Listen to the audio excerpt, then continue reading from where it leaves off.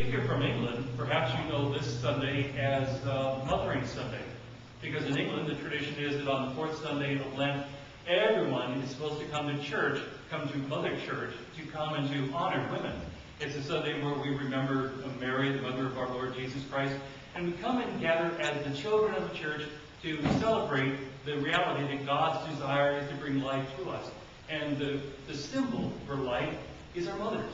The mothers are the ones who brought us into the world and who nestled us, up against their chests so that we could be nourished with love and milk and kindness and all of those things.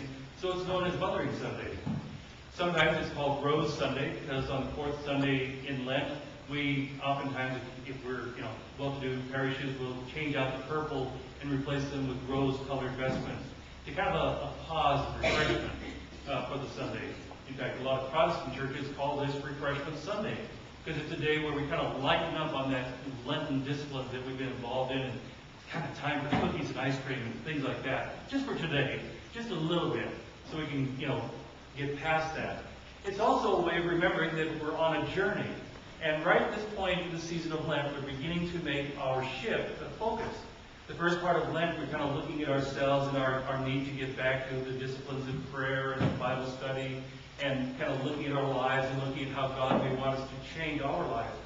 But beginning this Sunday, we begin to turn our faces with Jesus, and we begin to turn towards Jerusalem, and the journey is beginning to enter into a darker phase, where we're beginning to move with Jesus towards Jerusalem, towards his passion, knowing that on the other side of his passion is his death and resurrection. And it's the resurrection that we come and gather to celebrate and to pray for. But we don't want to rush. We're on a journey, and we need to remember that. Journeys are a wonderful symbol of what we're about as Christians. Most of us have taken a variety of journeys, and Lent is often described as a journey. And some journeys are fun and interesting. I remember as a young child, my grandparents owned a cabin up by Lake Kavanaugh, which is about 2 hours north of Seattle and a little bit up into the Cascades. A wonderful place. I remember my grandparents buying the property, and we would go up there every summer to put in a couple of weeks working on the cabin, laying the foundation, building the walls, putting on the roof, all of those things. Probably my fondest memories of growing up circulate around Lake Kavanaugh. That was our golden pond, as it were, and a wonderful place to go. But to get there, you had to go on a bit of a journey, and our cars were never air conditioned. Of course, it was up in Seattle. We didn't really need too much air conditioning. But we would take our journey, we'd pile up the car, we loaded up with everything we needed, sleeping bags and pillows and all of the clothing and swim gear and things. And we begin that journey, and of course, about 3 blocks away from the house, we'd start asking, are we there yet? Are we there yet? Are we there yet? And we never had things to entertain us. We had no Pac-Man, or we had no gizmos or gadgets. We just had to sit and watch the world pass us by slowly, in that 47 Plymouth that our parents owned for years and years and years. Eventually, we knew we were getting close when something happened. On our journey, you begin to get a whiff of something in the air that was not natural, nor was it pleasant. In fact, it was downright obnoxious. We were entering Everett, and the pulp mills were going full force. The smoke was rising up in the sky, and it really stunk bad. But the good news is, when the air was the stinkiest, you knew we're finally getting close to our destination. When the air smells the worst, we're getting there.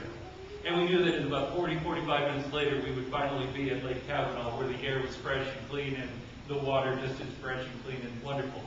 That's kind of the memories of journeys that I have, or at least my first memory is that 2.5 hour drive up to Lake Kavanaugh, and just knowing that past the pits is the part of the journey where things are finally breaking free and you're getting to where you want to go. Because our memories from Lake Kavanaugh are just so wonderful. And that's kind of what our Lenten journey is like. We've come to this point where maybe things are not quite so pleasant.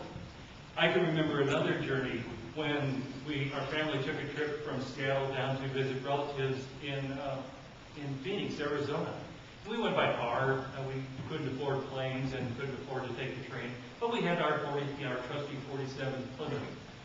I don't know how it made it because this is about what it looked like in the best of my memories.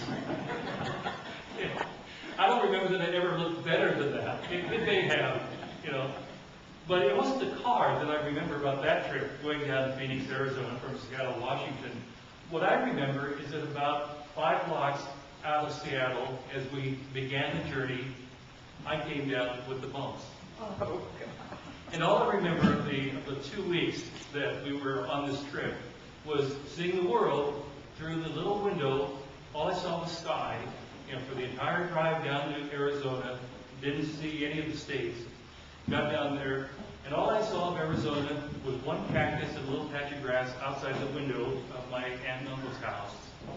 And then got bundled back up in the car and watched the sky for another 3 or 4 days. And that's all I remember of a journey that was horrible, just absolutely horrible. But that's what sometimes happens. You find yourself on a journey going where you don't really, that you just can't enjoy. And sometimes Lent is like that for a lot of people. Another journey in that same car was a trip we made across the state to Coeur d'Alene, Idaho. I don't know why I'm telling you about all my bad journeys, but I had to pick up my brother. He was about 9 and I was about 7 years old.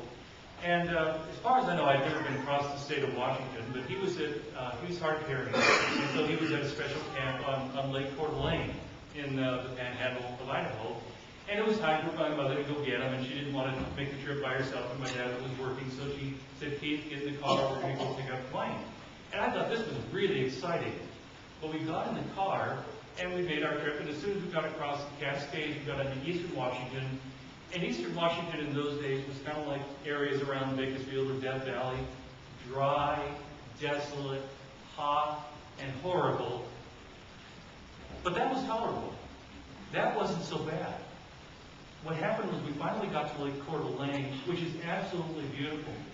As beautiful as Lake Kavanaugh is compared to Seattle, Lake Coeur d'Alene is even more beautiful. A wonderful glacial lake up in the foothills of the Bitterroot Mountains. Gorgeous lake. If you've never been there, I would commend it to you. Go and see. Absolutely beautiful. One problem at Camp Coeur d'Alene, though, as soon as we arrived, we got out of the car, and all around the camp were these tubes filled with hornets. They were bee traps, hornet traps. And they were absolutely filled to brimming. And all around the camp were hornets flying in all directions. Now, I'm 185 pounds today. I wasn't at 7 years of age. But hornets still scare the heck out of me. And even though it was 140 degrees outside, I went back into the car, closed the doors, closed the windows, and I stayed as far from those as I could. They had a major infestation of hornets that year. They had never seen the likes of it. They had those traps.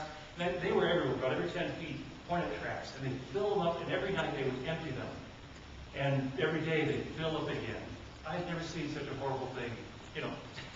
This is what I remember of Lake Coeur d'Alene. A place you don't want to be, Well, imagine now these are trips of just a matter of hours or, a day or two here and there. But imagine, if you will, starting a trip at his age and knowing that at the end of the trip you're going to look like me. Pretty scary stuff, isn't it? Not that you look like